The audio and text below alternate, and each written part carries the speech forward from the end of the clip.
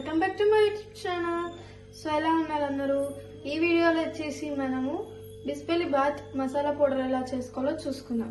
So దానికి కావాల్సిన main ingredients మనం ఇక్కడ కనిపిస్తున్నాయి కదా అవి. సో సాల్ట్, మెయిన్గా ఈ సాల్ట్ ఎందుకు యూజ్ చేస్తామంటే మసాలా పౌడర్ ఖరాబ్ అవ్వకుండా ఉండడానికి. అండ్ మిర్చి ఫర్ స్పైస్. అండ్ ఇక్కడ వచ్చేసరికి మనం ఇలాచీ లవంగం యూజ్ చేస్తున్నాం. ఇది జీరా, శనగపప్పు, మినప్పప్పు, ధనియాలు, కరివేపాకు. అండ్ దీని కింద మనకి కొబ్బరి కుడకలు కూడా కనిపిస్తున్నాయి కదా, అది ఆప్షనల్ ఫ్రెండ్స్. సో ఈ డిష్ వచ్చేసి కర్ణాటక స్పెషల్ డిష్ అనమాట. ఈ డిష్కి మనము ఎలా మసాలా యూజ్ చేస్తున్నాం, అసలు మెయిన్ మసాలా పౌడర్ కాబట్టి ఇది ఎలా తయారు చేయాలో చూసుకుందాం. అండ్ నెక్స్ట్ వీడియోలో వచ్చేసరికి బిస్బెలి బాత్ ఎలా చేయాలో కూడా చెప్తాను ఫ్రెండ్స్. సో మనం ముందుగా స్టవ్ మీద ఒక బాండి పెట్టుకుందాము. అండ్ ఫస్ట్ మనం ధనియాలు ఒక కప్పు వేసుకుందాం గైస్. వేసుకొని మీడియం ఫ్లేమ్లో పెట్టుకొని మనం ఫ్రై చేసుకోవాలి. సో గైస్ ధనియాలు ఇలా మంచిగా వేగాక మనకి స్మెల్ వస్తుంది.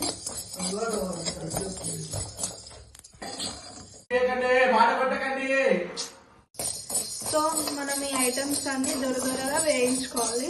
అంటే మాడగొట్టద్దు, అలా అని పచ్చిగా ఉండొద్దు. ఇలా మనం ఫ్రై చేసుకున్న తర్వాత సర్వింగ్ బౌల్లో వేసుకుందాం. సో గాయస్ ఇలా గోల్డెన్ బ్రౌన్ కలర్లో వచ్చాక మనం దీన్ని మళ్ళీ సేమ్ ఎన్నిట్లో అయితే ధనియాలు వేసామో అన్నిట్లోనే మనం వేసుకోవాలి.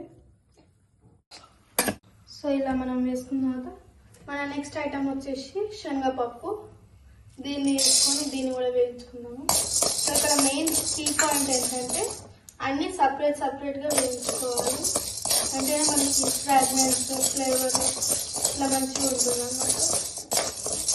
ఏంటి ఒక్కొక్క ఐటమ్ ఒక్కొక్క టైంలో ఫ్రై అవుతుంది. అన్నీ కలిపినామంటే ఇబ్బంది అవుతుంది ఏమో గైస్.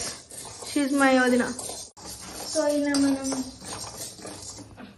మనం వేయించుకున్న ధనియాలు, మినపప్పు ఇందులో వేసాం కదా.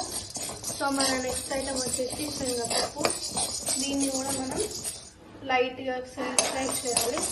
ఎప్పుడైనా కానీ స్టవ్ మాత్రం మీడియం ఫ్లేమ్లోనే పెట్టుకోవాలి, మార్చకూడదు, త్వరగా వేయించాలి. సో ఇలా మనం సెమీ ఫ్రై చేసుకోవాలి కదా. మెయిన్ థింగ్ సిమ్లో ఎందుకు పెట్టాలి అంటే మీడియం ఫ్లేమ్లో ఎందుకు పెట్టాలంటే ఇది మళ్ళీ మాడిపోతే టేస్ట్ రాదు. సో కాబట్టి మనం ఇలా మీడియం ఫ్లేమ్లో పెట్టుకొని మీడియంగా ఫ్రై చేసుకోవాలి. సెమీ ఫ్రై చేసుకున్నాక దీన్ని మళ్ళీ మనము ఈ జార్లో సర్వ్ చేసుకుంటున్నాం. సో అలా శనగపప్పు కూడా మనం సర్వింగ్ బౌల్ వేసుకున్న తర్వాత జీరా అంటే జీలకర్ర వేసేసుకోవాలి. ఇది కూడా ఫ్రై చేసుకోవాలి. జస్ట్ అలా 2 minutes ఫ్రై చేసుకోవాలి. సో ఇలా మనం సెమీ ఫ్రై అయ్యాక వీటిని కూడా మనం సర్వింగ్ బౌల్లో వేసుకోవాలి గైస్. జస్ట్ ఒక 2 minutes సరిపోతుంది దీనికి. నెక్స్ట్ ఐటమ్ వచ్చేసి మిర్చి, కాశ్మీరీ మిర్చి వేయించుకుందాము. ఇది కూడా జస్ట్ 2 minutes వేయించి సరిపోతుంది. వేయించుకున్న తర్వాత ఇలా మనం మిర్చిని కూడా సర్వింగ్ బౌల్లో వేసుకొని నెక్స్ట్ ఐటమ్ మనము దాల్చిన చెక్క, ఇంకా ఇలాచి, లవంగం ఫర్ మసాలా వేయించుకున్నాము. ఇది కూడా జస్ట్ ఒక 1 to 2 minutes అంటే వేయించుకొని ఇది కూడా మనం సర్వింగ్ బౌల్లో వేసుకున్నాం.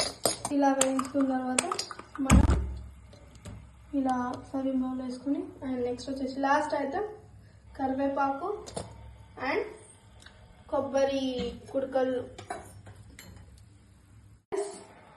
ఇది బిస్బెలి బాత్ రెడీ అన్నమాట.